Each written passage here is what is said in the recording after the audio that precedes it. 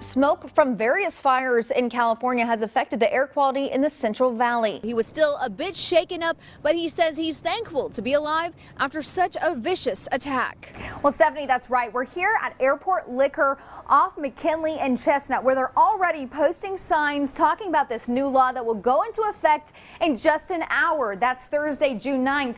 Now, this is going to affect anyone buying tobacco products from cigarettes to dip. They saw flames outside of their homes. Some still have loved ones inside standing guard. We have learned that there has been a stabbing that took place outside of the movie theater. It was for a two-vehicle accident and a head-on collision. But when they got here, one of the vehicles had exploded and caught the side of the road on fire. Jim Lyons didn't just have a passion for music. He had a passion for everyone in the community. And a man was leaving his home at the apartment complex behind me in the 4800 block of North Polk when his vehicle was shot at multiple times. And so far, Team USA is leading 5-1 versus Australia. Friday night football typically means rivalry between two teams. However, tonight, Buchanan brought nothing but compassion to Porterville.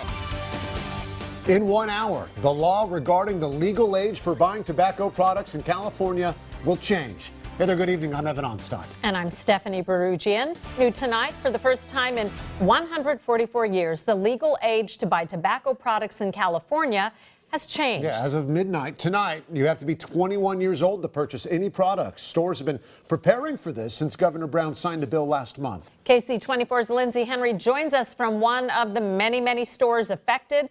Lindsey. Well, Stephanie, that's right. We're here at Airport Liquor off McKinley and Chestnut, where they're already posting signs talking about this new law that will go into effect in just an hour. That's Thursday, June 9th. Now, this is going to affect anyone buying tobacco products from cigarettes to dip and even hookah. All around town, you see signs up, letting customers know of a new law, one that might affect you. As of midnight, you have to be 21 to buy a pack of cigarettes or anything tobacco related. The California Department of Public Health says it's the first time in almost 150 years the age for buying tobacco products has changed. You now have to be 21 to buy cigarettes, dip, or even hookah. A good 30-40% of my customers are under 21, 18 to 21. I'm going to have to raise prices now. I'm going to have to recheck everyone's IDs just to make sure everyone is over 21. As of Wednesday at Sahara Hookah Lounge, the legal age to smoke was 18. Knowing the new law was soon going to be in effect, the business owner even tried alternative products, but has found no luck. I was going to change all my tobacco products to steam stones, but they said anything that produces smoke is going to be 21. And this large group of friends will have to find a new spot to meet up, all under 21. It's more of like a hangout thing, more or less. And yeah, once in a while, I'd like smoking a hookah because it, calms you. But some say the age increase won't stop them and that young people rely on family or older friends to get their fix. I can see it being harder, but I managed when I was younger, and I can see myself managing now. I think 18 should be enough. Store owner Bob Baharla plans to obey the rules, but he worries many others will not, whether it's shoplifting or selling it to people under 21 on the black market. They will sell $30 a carton outside. There are going to be people out there, they're going to be buying $30 each.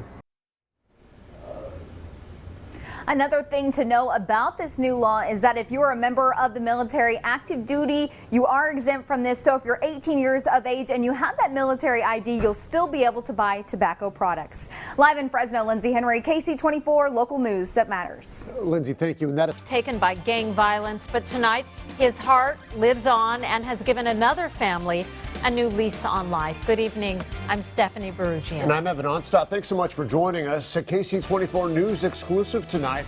A Fresno man killed by gang violence living on. His heart is now inside another man who has spent his life trying to stop gang violence. Tonight, the two families met face to face for the first time. Lindsey Henry was there. She joins us now with the emotional story. Lindsey.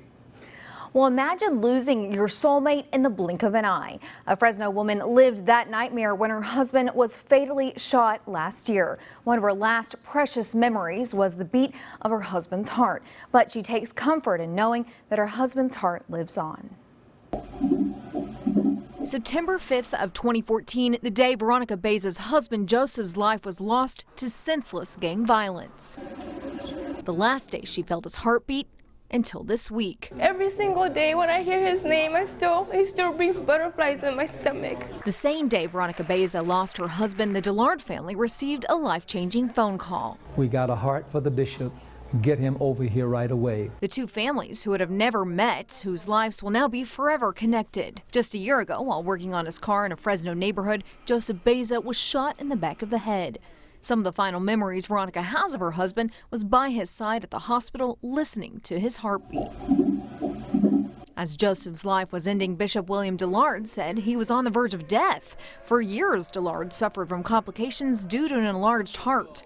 Just 2 days earlier, he'd been told he'd be taken off the transplant list because of his age and deteriorating condition. They decided to extend him till the end of September, and then we got the blessed call on September 5th. At 78 and a half, the Los Angeles area bishop received the heart he'd been praying for. And I was told at Cedars-Sinai Hospital by Dr. John Kabachigawa that I am now the oldest person in the world to receive a heart transplant. On Sunday, the Dillards and the Bezas met for the first time a year and a half after the heart transplant that gave him his life back. He was shocked to hear that the heart he holds is someone of a victim of a street violence. For 58 years, Bishop William Dillard had devoted his life to helping others, specifically those caught up in gangs. And I was always with the family and trying to face with the gangs and all that stuff, just hatred one toward the other, from Duarte to Monrovia and Arcadia. Now he works with at-risk youth, working to get them involved in church so that they have positive role models. As a way to say thank you, the bishop invited the Beza family to a special Sunday service. So this is a joy unspeakable. And just sharing it with my fellowship, they wanted to be sure that they just roll out the red carpet for the Beza family, and bringing them and putting them up and letting them know that God has connected us together. When the Dillards and the Bezas met at the bishop's church, Second Baptist Church in Monrovia, it was a day full of hugging, praising, and swapping stories. I was his other half for 17 years. And the love I have for him will continue to live on, because that person does not have to be alive to love. Well, the Dillards gave the Beza family a DVD of Joseph's heartbeat so that anytime Veronica wanted to listen to it, she would be able to. Hours after the attack, the little boy is still shaken up. Eyewitness News is the only local station with video of the immediate aftermath of that attack. 8-year-old Ricardo Carrero was attacked by 2 dogs outside of his house. CBS 47's Lindsey Henry joins us live at the Fresno County Sheriff's Office with more on this story. Lindsey, you spoke with the little boy? Well, that's right, Ken. Lindsey, we spoke to Ricardo Carrillo soon after he returned home from the hospital. He was still a bit shaken up, but he says he's thankful to be alive after such a vicious attack. It all started at about 3:20 Thursday afternoon when police got the call that a boy had been attacked by multiple German Shepherds in the 22,000 block of West Railroad in San Joaquin. 8-year-old Ricardo Carrillo was walking in front of his house with a friend when the neighbor's dogs came after them. He was coming, I told him run, and the dogs got on top of me. Carrillo says that 2 men got out to help, a school bus driver and someone in a red car. The 2 men chased off the dogs. His sister, Anna Maldonado, says that their mother also tried to help. I would have reacted the same way my mom did, how they told her to stop because the dogs were going to attack her, but she didn't care. She threw her stuff and she still ran. Here, Carrillo shows us where he was attacked, on his face, his leg, and his arm. And right here, they bit me 3 times. Deputies from the Fresno County Sheriff's Office quickly arrived on scene. One of the dogs quickly became aggressive towards that deputy and was shot and killed. We're told the other dog was brought in by animal control. Both were reportedly not on a leash. I just think they should have kept them on the leash instead of having them out.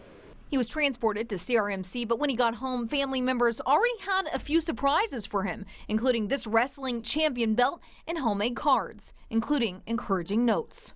The strongest brother I knew, get well soon, brother. Maldonado says that even after being attacked, her brother continued to thank those who saved him. Even when he was hurting, he still took the time to thank everybody who helped him. Thank you, you saved my life. Ricardo told me that he's going to take a few days off of school to recover. He also says that he might need some help from his brothers and sisters when it comes to trick-or-treating on Saturday. Live in downtown Fresno, Lindsey Henry, CBS 47 Eyewitness News.